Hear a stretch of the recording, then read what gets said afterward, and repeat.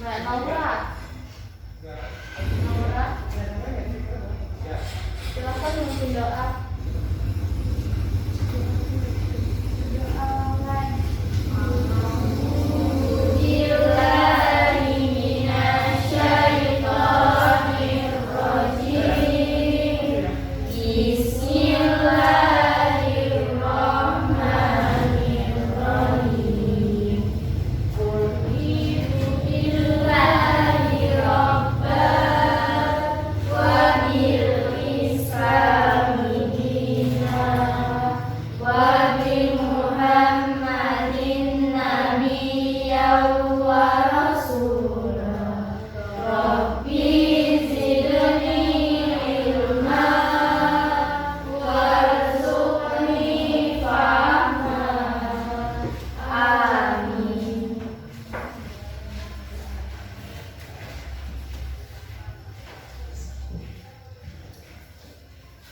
Sebelumnya dibaca terlebih dahulu ya.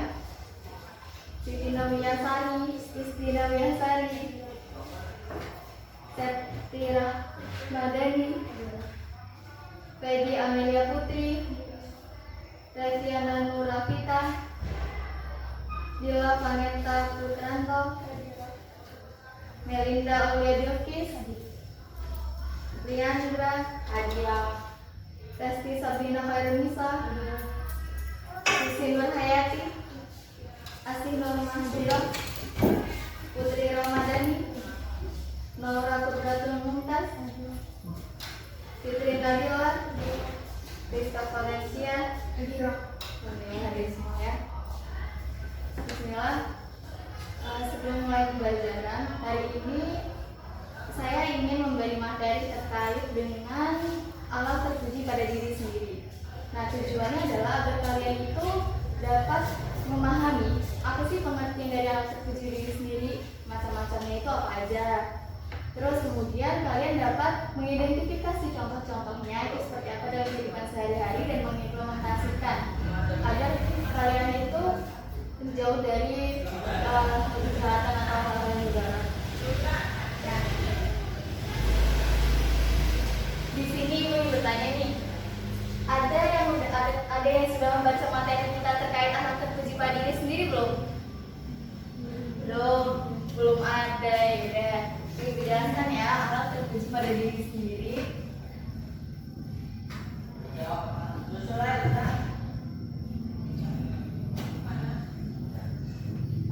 Itu ada 5. Yang pertama adalah tawakal. Ada yang tahu belum tawakal itu apa? Apa enggak? Tawakal? Ayo jangan malu-malu, tawakal itu apa? Oh, tadi katanya sudah tahu. Oh, belum. Ada yang tahu belum tawakal? Tawakal? Ada yang belum pelajari? Tawakal itu artinya adalah berserah diri. Kita berserah diri hanya kepada Allah Subhanahu wa Ta'ala. Nah, tujuannya itu adalah agar kita itu selalu dalam kemaslahatan atau kebaikan, sehingga kita terjauhkan dari kemudaratan atau keburukan. Nah, kemudian seseorang yang memiliki sifat tawakal dan dia selalu bersyukur kepada Allah, dia selalu bersyukur kepada Allah atas keberhasilan usahanya selama ini itu, karena mereka itu menyadari bahwa semua keberhasilan itu atas izin Allah, semua itu Allah yang memberi. Nah, kemudian jika seseorang itu mengalami kegagalan, kemudian mereka itu memiliki sifat tawakal, mereka itu senantiasa ikhlas kepada Allah. Mereka senantiasa ikhlas, mereka tidak berputus asa, mereka tidak larut dalam kesedihan, karena mereka itu yakin bahwasanya semua keputusan Allah itu baik, semua keputusan Allah itu ada hikmahnya. Nah, kemudian sifat tawakal ini harus ada dalam diri kita. Ada 3 motivasi bagaimana caranya dimana sikap tawakal itu bisa kita lakukan dalam sehari-hari. Yang pertama itu kita harus yakin terlebih dahulu nih, meyakini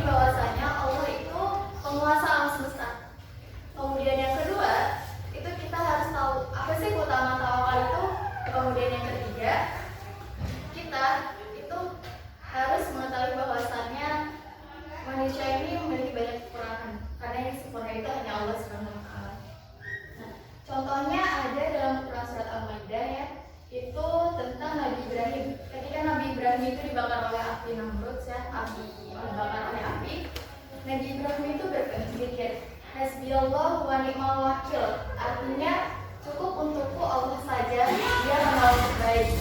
Dan kemudian Allah itu menolong secara langsung Nabi Ibrahim itu dengan berfirman, wahai api, jadilah dingin dan selamatkanlah Ibrahim. Nah, dari kisah ini Nabi Ibrahim ketika dibakar oleh api nangkut itu, Nabi Ibrahim bertawakal kepada Allah, karena Nabi Ibrahim itu tidak bisa melakukan apapun kecuali hanya berserah diri kepada Allah. Nah, kemudian yang kedua itu adalah ikhtiar.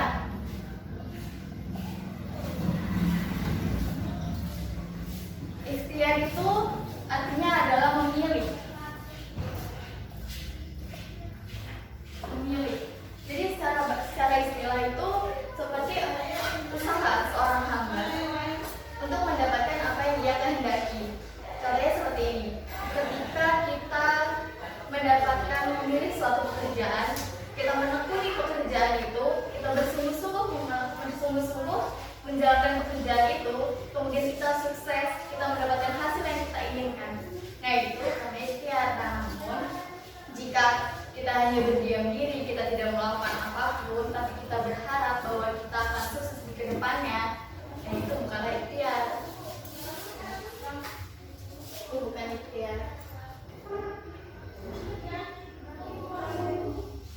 Contohnya seperti kita mau ujian.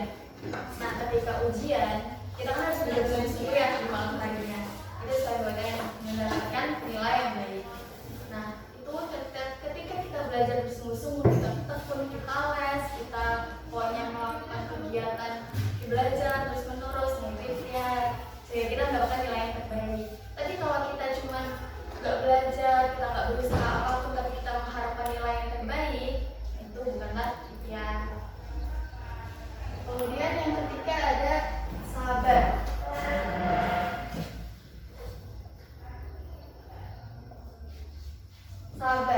Sabar ini berasal dari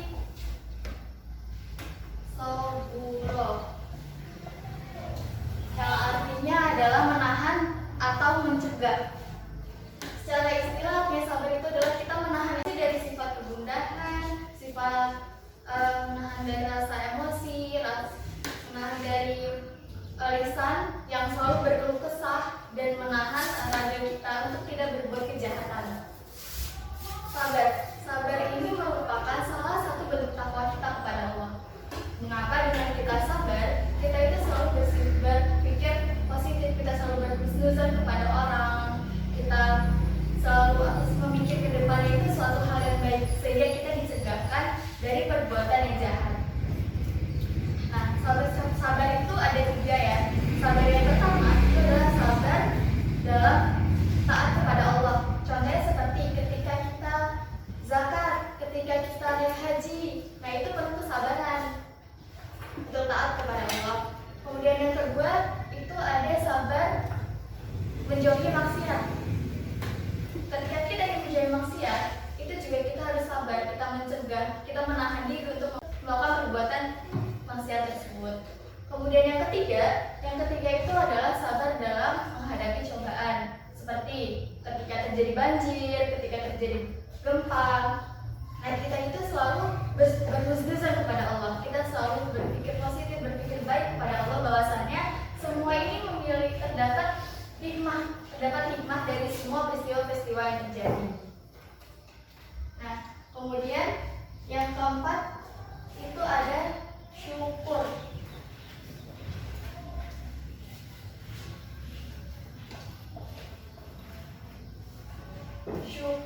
Syukur itu artinya adalah kita memuji Allah Subhanahu wa taala dengan kita taat, dengan kita tunduk kepada Allah, dan kita menjauhi larangan-larangan Allah.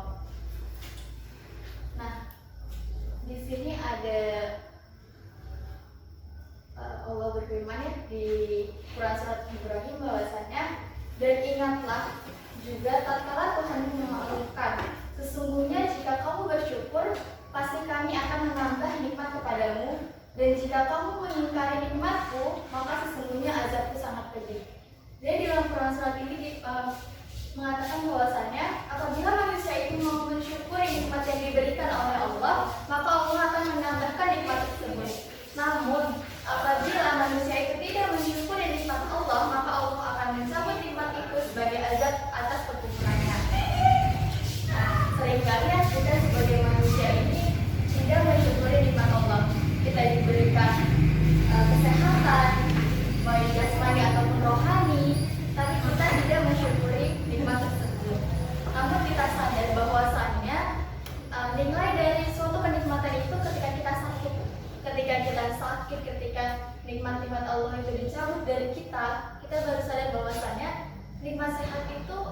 ada ya nilainya untuk kita. Nah, kemudian bersyukur itu ada 3 ya. Ada bersyukur dengan lisan, contohnya seperti kita mengucap alhamdulillah. Kalau kita mendapatkan nilai yang baik, nilai yang bagus, kita bersyukur alhamdulillah ya Allah telah diberikan nilai yang baik, nilai yang bagus. Terus ada bersyukur dengan hati. Bersyukur dengan hati itu kita menikmati, kita menggunakan segala nikmat di jalan Allah. Jadi semua nikmat yang diberikan oleh Allah itu kita gunakan di jalan Allah, di jalan dengan kebaikan. Nikmat itu bukan dilakukan di jalan keburukan. Kemudian yang ketiga ada bersyukur dengan badan, yaitu bersikap selalu sepakat kita melayani atau mengabdi. Jadi seperti kita sholat 5 waktu, beribadah kepada Allah, kita berdoa kepada Allah. Nah itu termasuk syukur kita kepada Allah. Kemudian yang terakhir adalah qanaah.